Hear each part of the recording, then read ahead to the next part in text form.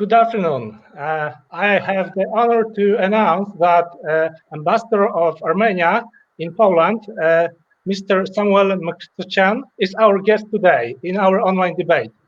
We are a regional center for international debate. Welcome, Ambassador. Thank you. Good afternoon, and thank you for the invitation. I'm really pleased to be with you today. And thank you for accepting our invitation. I am Karol Trawka, and Adam Poręba is with me.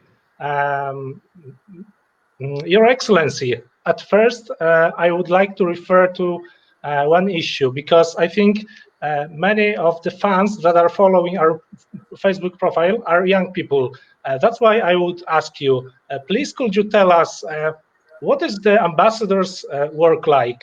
What does it look, what it consists in, what are the tasks? Very generally, of course. I know this is a complex question. Yeah, of course, it's a complex question, but to speak in general, the job of ambassador is the same as the job of any diplomat, because we all are representing our countries in a host country. In this case, I am hosted by Poland.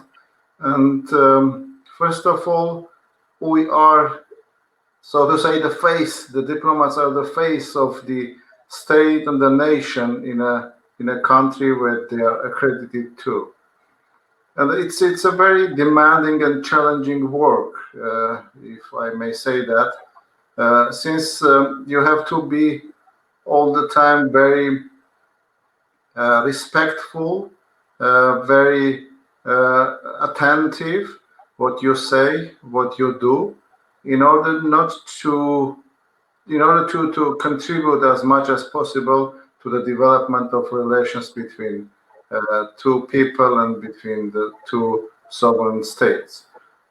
This is very, very important to have your personal contribution to that official function of being a diplomat or an ambassador to a country.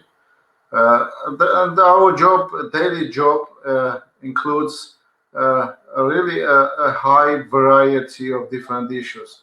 You have to deal with legal issues, political issues, cultural ones, and then going down to consular issues and whatever you have in general. And of course, you cannot be a very detailed expert in every field that I have mentioned, but in any case, you need to have the enough knowledge and information and the skills to deal with that big range of different issues.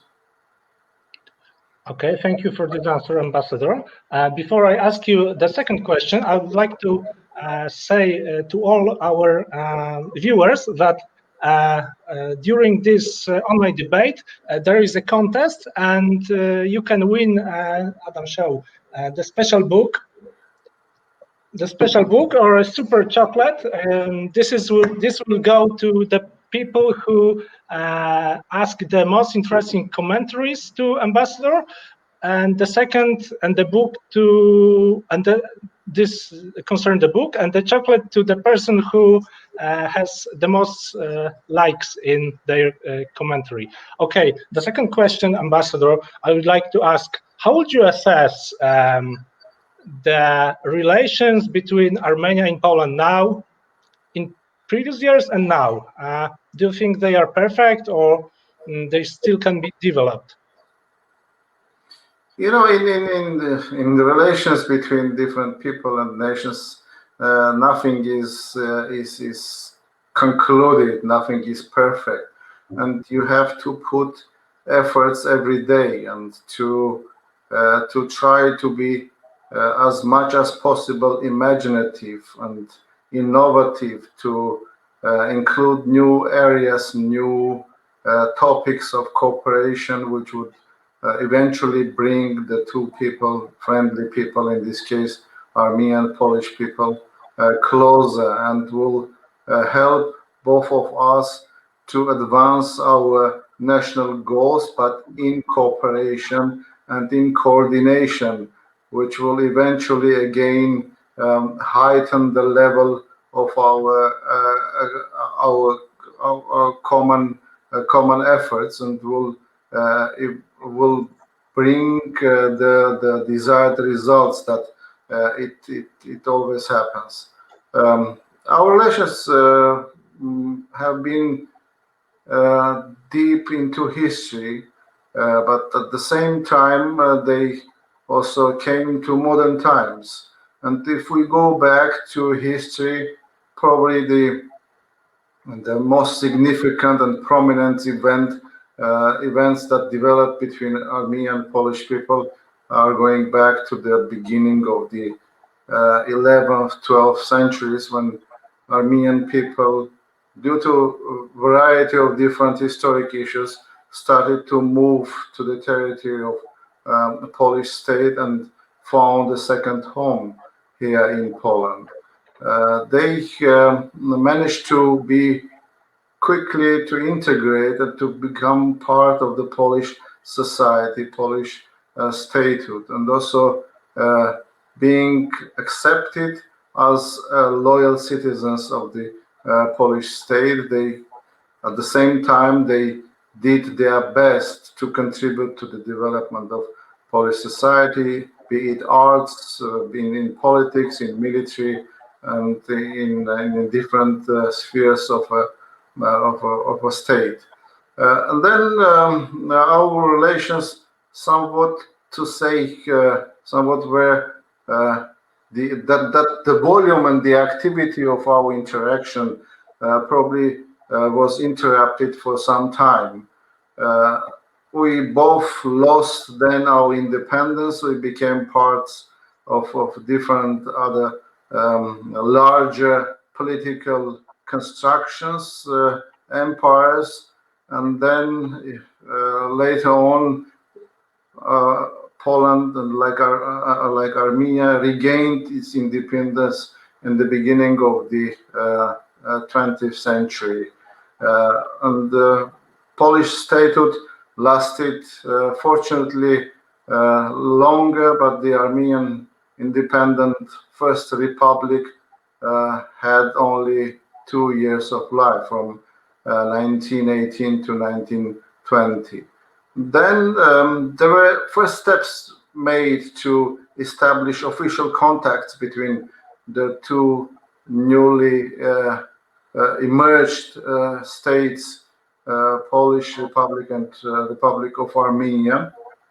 But I could only find kind of very, very little number of documents that indicate to that effect. And I found also that in 1919, the Polish representative from Tbilisi, from Tiflis in Georgia, wrote a letter to Armenian officials indicating that he had been nominated also to be as representative of Poland also to Armenia. But how it developed and whether it had any continuation and any content, unfortunately cannot be traced nowadays. There are no documents that are available in Armenian archives. And then Armenia became again a part of the former Soviet Union, and it continued for the rather long period, 7 decades, and due to geopolitical development, due to the fight of the nations of the former Soviet Union, we again regained our independence in 1991 from referendum declaring the sovereignty and independence of the Republic of Armenia. And since then, now the level of our interaction and relationship acquired a new quality, which is the relationship between two independent and sovereign states, which was followed by the establishment and opening of embassies, both in Warsaw and in Yerevan, and then by signing more than 2 dozen of different legal documents, agreements between two states, which are intended to regulate the interaction and the relationship in different spheres, and through the different type of high level and professional level visits, which we can number a very big number of them. So now our relations are developing in a very predictable way, so to say. These are very friendly and very closely followed, monitored relations. We agree on a big number of issues at the political level. There are no much differences in our approaches to international developments.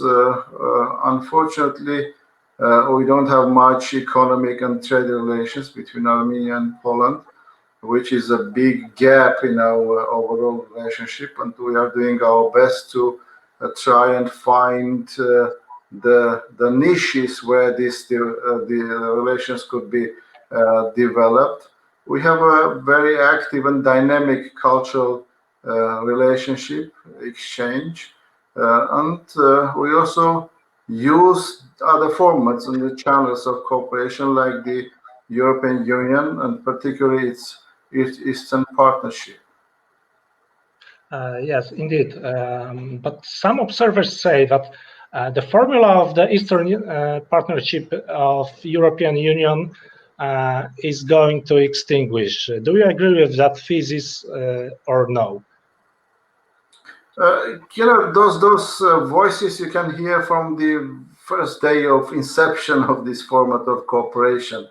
Again, no format is perfect, but to keep it going and to keep it alive and to keep it successful and to achieve the anticipated goals and the tasks that we have all put before ourselves, it requires a constant effort, a lot of work to be done together. Last year we were kind of commemorating the 10th anniversary of the Eastern Partnership, and all members were in agreement that not in a perfect way again, not every goal that we have identified to ourselves had been achieved through those 10 years. But the most important thing, the common opinion has been that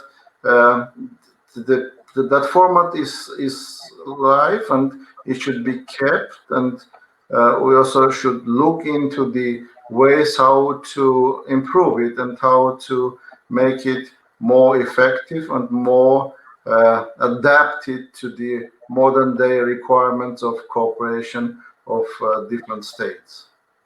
Thank you very much for this answer, Your Excellency. I would like to ask you, if Armenians living in Armenia hear a word Poland or Polish people, what first thought crosses their minds? Do they have any associations? Now, of course, I mean they all do, but it's very personal. It could be for someone a beautiful country, a very nice landscape and scenery.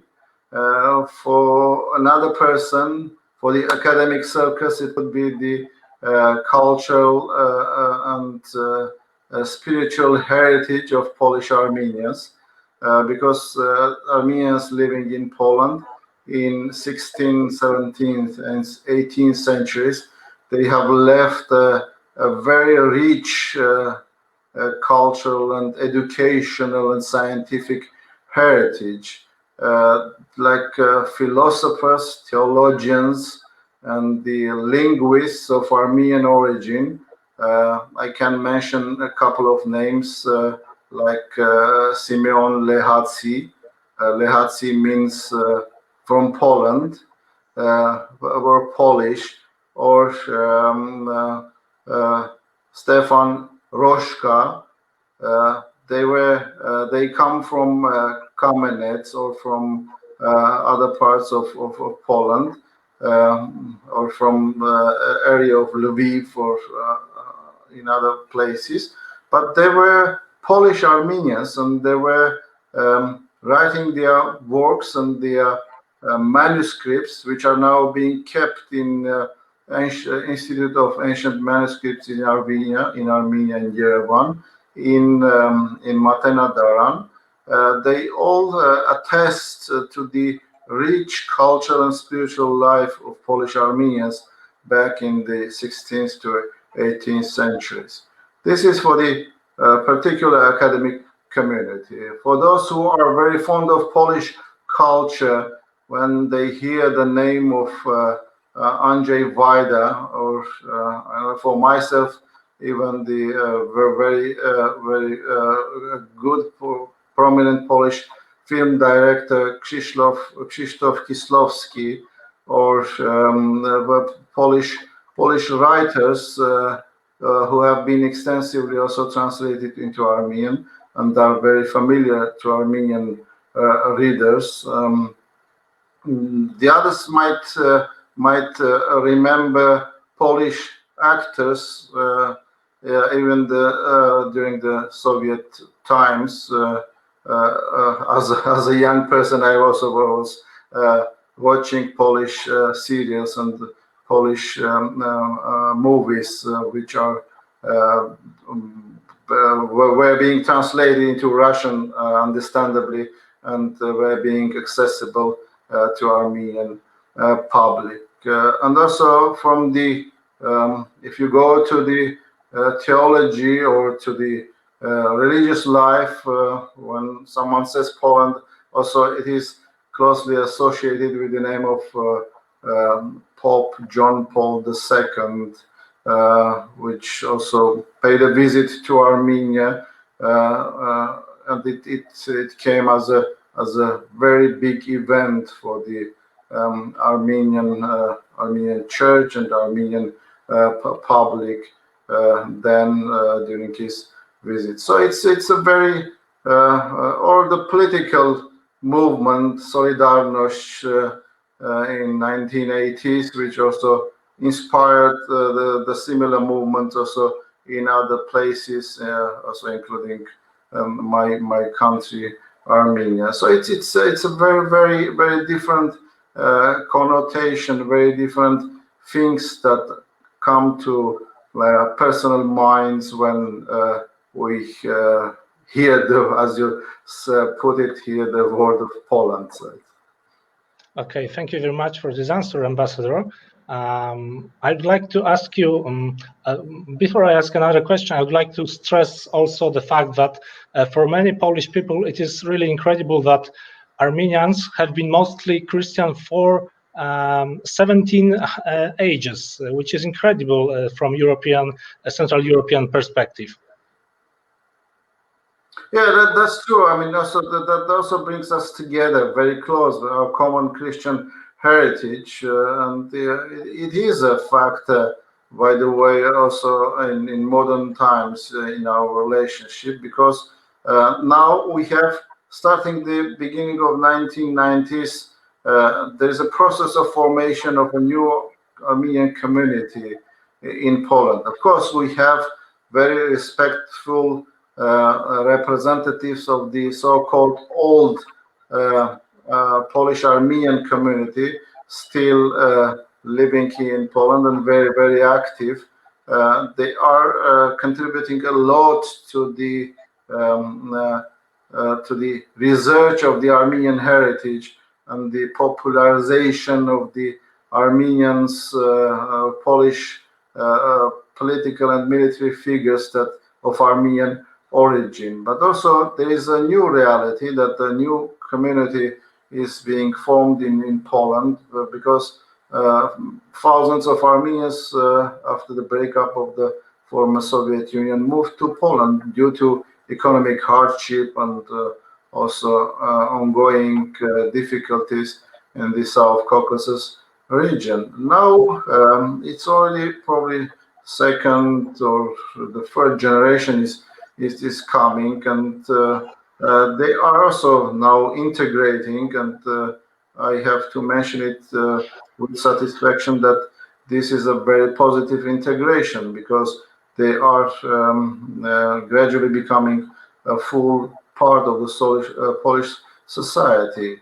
And also now, in parallel with the Armenian Catholic Church, which is existent in Poland since the beginning of the 17th century, we have recently, 10 years ago, also registered the Armenian Apostolic Church in Poland, because the members of the new Armenian community are predominantly followers of the Armenian Apostolic Church, and we have a representative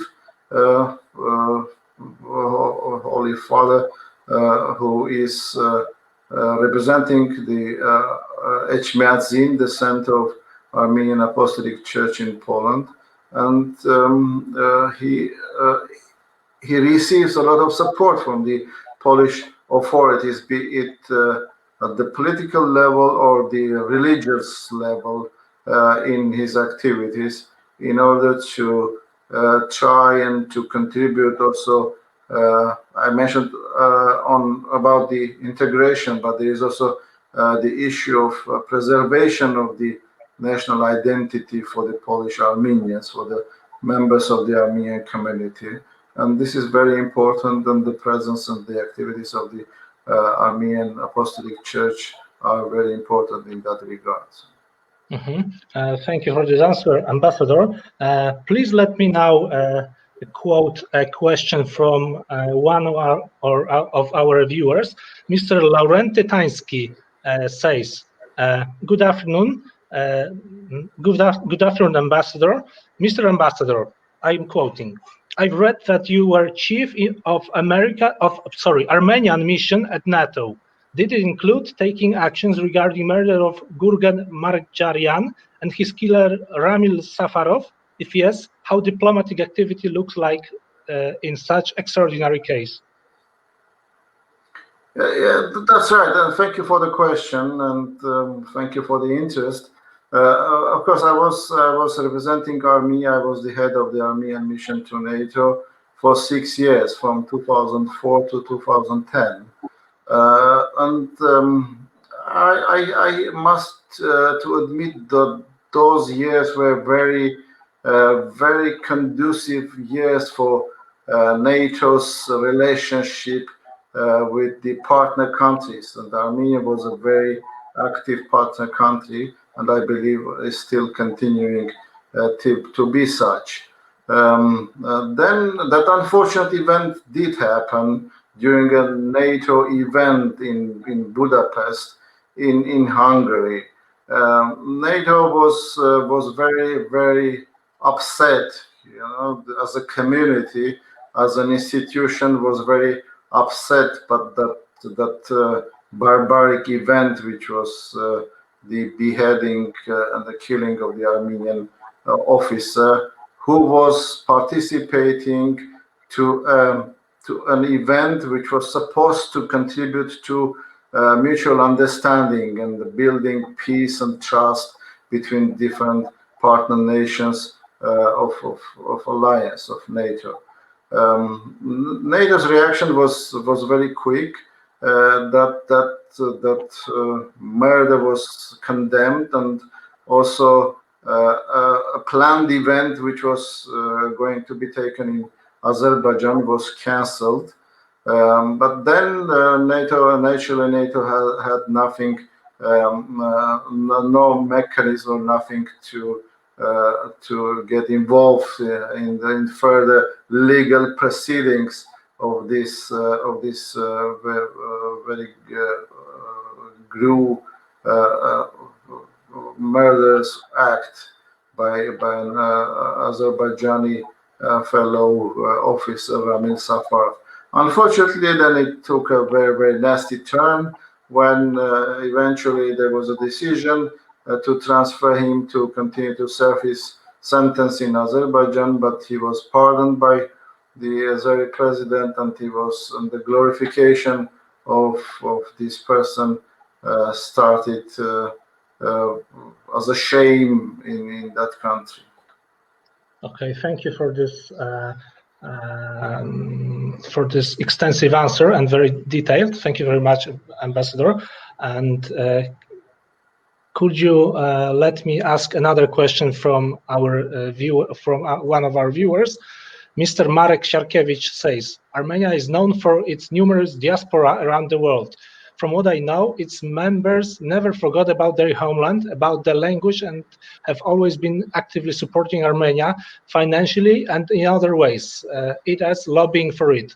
Is there any special reason for that patriotism? Does it derive from your government's effective policy towards the members of the diaspora? I wondered if you could have some advice to the Polish authorities on how to deploy a policy that would, I think model itself on Armenia patriotism. I think the author meant that, but the word ran away.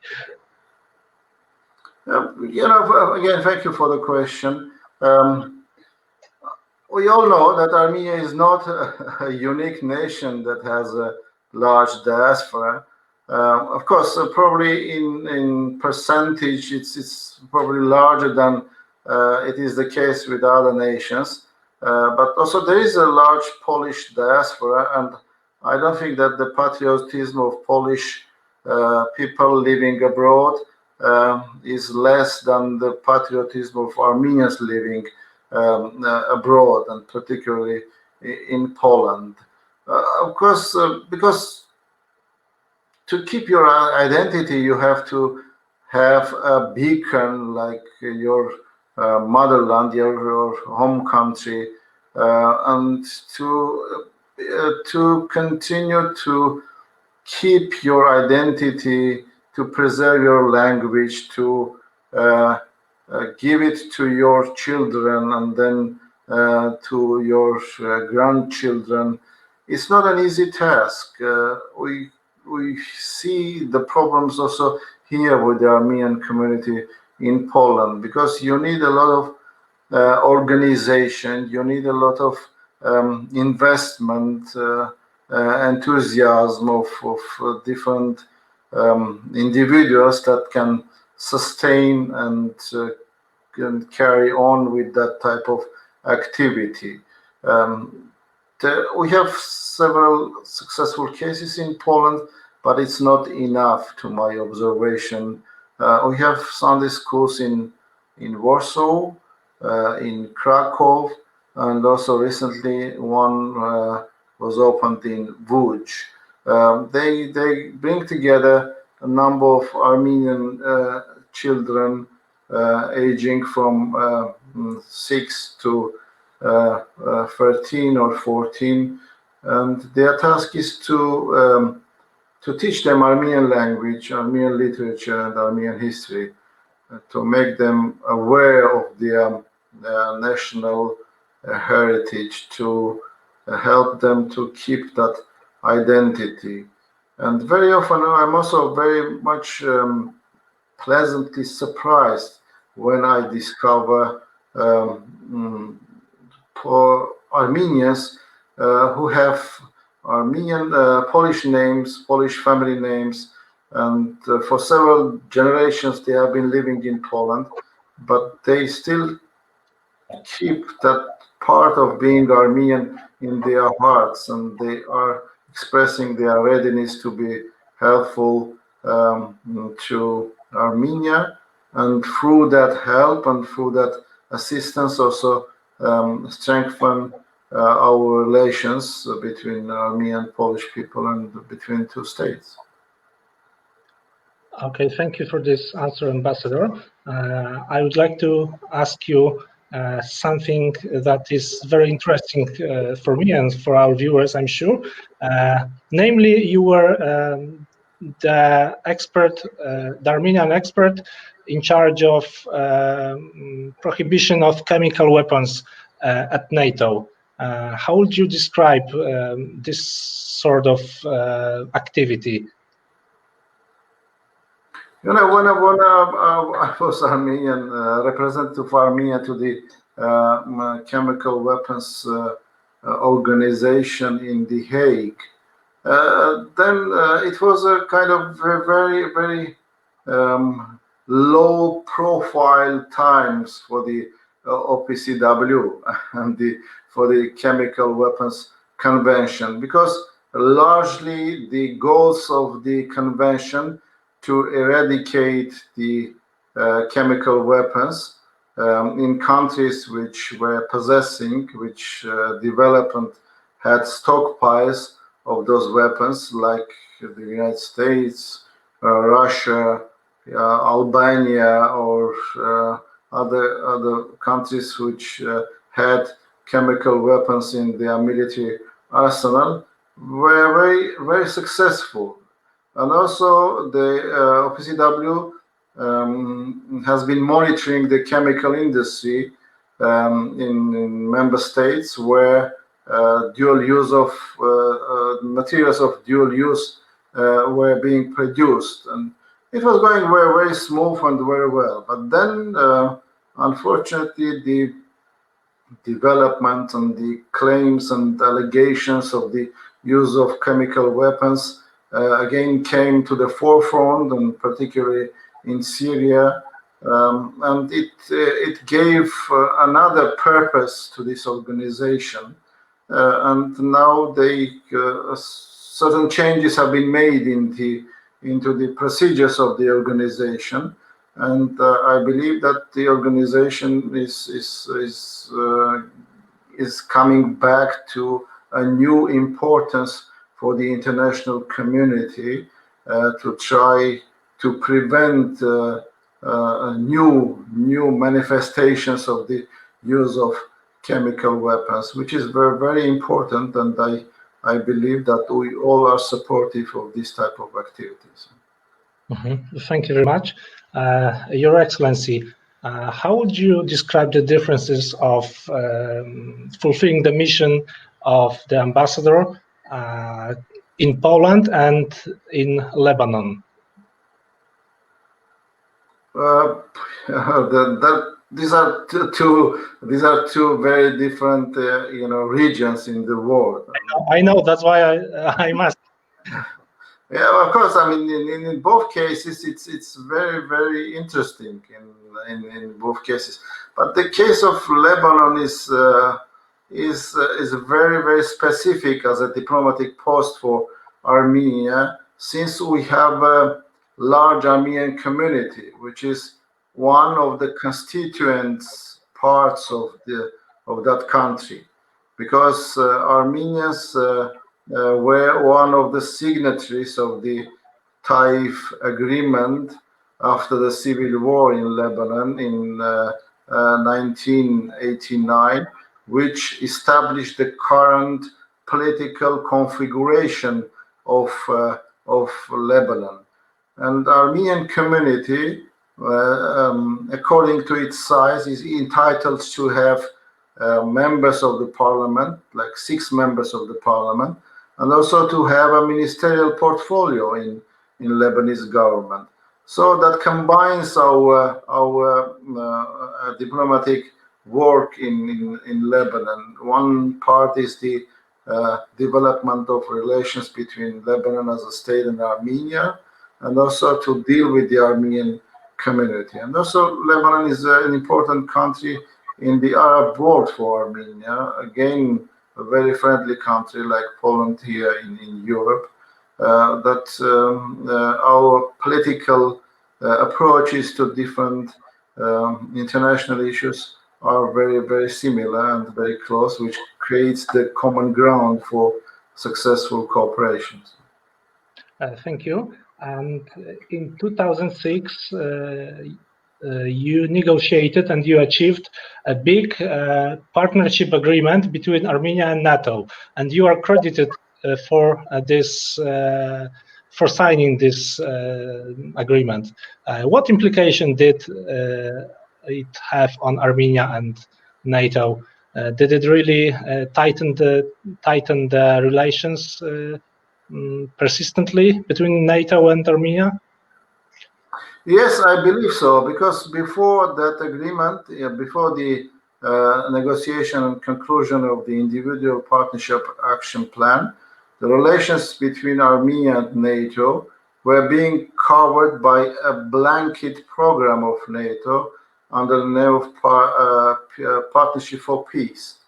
But when we went and we negotiated that individual partnership action plan, it certainly brought one level up our relations, because this IPAB is a tailored document, because you, an individual country, partner country like Armenia, identifies with alliance the partnership goals and the spheres, particular spheres that the both sides intend to cooperate in and to achieve the identified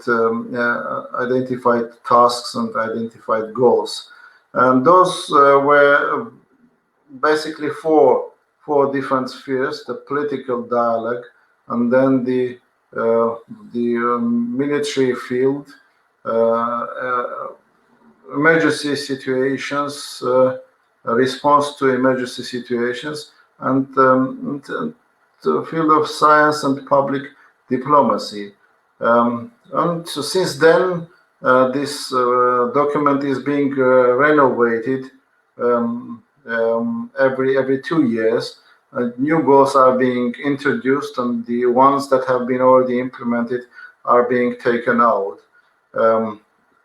Unfortunately, I have to confess that recently NATO's attention to partnership, which has been a huge success since the beginning of 1990s, has been kind of diminishing, and that type of cooperation and dialogue on different security issues or other issues has been limited recently, and only the practical cooperation like participation and contribution to NATO's missions is being mostly valued by the alliance, which is, I think, it's a wrong direction. And the first approach, which was the basis of this type of cooperation, should have been kept. But nowadays we are still an active partner for NATO. We contribute to NATO's mission in Afghanistan, in ISAF, and also Armenia is contributed to the mission of NATO in Kosovo. So it's developing, but the overall policies of NATO, unfortunately, to my observation, have been limiting the scope of cooperation with partner countries. Thank you very much. Your Excellency, and what about Joe Biden? Does this election change a lot in Armenian political life, or not really? How would you assess? It's a big change for the world. We can agree, I think, on that. I'm following the world press, and there are so many, observations, so many calculations, so many, forecasts how it would develop, how the things will be different from the President Trump's area. One thing which is probably, I would limit my answer only to that. It is very encouraging that President Biden, in his inaugural speech, he particularly mentioned the return and active role of the United States in international area, or that it will be kind of a positive deviation from the previous policies of isolation and mostly focusing on predominantly America's interests. That's going to be bringing a difference in the US's role. But still, there are a lot of challenges because now the current international situation and world order is developing in the direction of multipolarism, which requires a lot of effort to establish new formats of cooperation and new formats of cooperation, and the abandoning the ideas of confrontation. We'll see how it will develop, but at the moment the first signals are encouraging and positive. Okay, thank you. And Your Excellency, would you agree that from Armenian perspective, the trial of Russian secret services to assassinate Alexei Navalny is an internal issue of Russia? You know, yeah, that's a very, very tricky and very Not really. No, there is. For me, it's an allegation because I haven't seen the proof. You know, to be sure of something, first of all, you need to see the proof of what has happened, how did it happen, and to find the perpetrators who have been behind of such an alleged, you know, malpractice, malaction. I haven't seen such because it's not available on open sources. My judgment is very limited, and I cannot really answer to that question. I understand that. Thank you for this answer, Ambassador. Do we have any other questions, Adam? I think not really. So if you would like to sum up or add anything to your statement, please, you can say it now, Ambassador. Yes, of course. I mean, it's again, thank you for this opportunity. It is very helpful. I would, if this is going to happen again, then I would anticipate more active participation, more questions from our viewers. And if so, we have in our relationship, going back to Armenia and Poland, Armenian and Polish people's historic interactions. For me, it's very important. We have a very rich history, which goes back to centuries. And there was an interruption in our interaction relationship. Now we are back to our normal, so to say, at the state level, sovereign level of cooperation. But I would like to see very much, you know, the translation of our very rich and huge cultural and spiritual heritage, which has been created together of Armenians and Polish people, into modern realities, to have the same type of closeness and same type of common positions on different issues, also in our modern days. And as it comes to our activity as an embassy or individual diplomats, we will try to make our modest contribution to all of that, to see one day that it's happening really. Thank you very much. Also to end this session, if I knew when you said that there were awards, if I knew that you were bringing awards, then I would also announce an award. Unfortunately, at this moment, I don't have it. For the best questions, Thank you very much, Ambassador. We are very glad that you accepted our invitation and that you are here with us today. Because of the pandemic, this was an online meeting, but it is equally valuable as it would be in direct contact. Thank you once again, Ambassador. Thank you. Goodbye. Goodbye.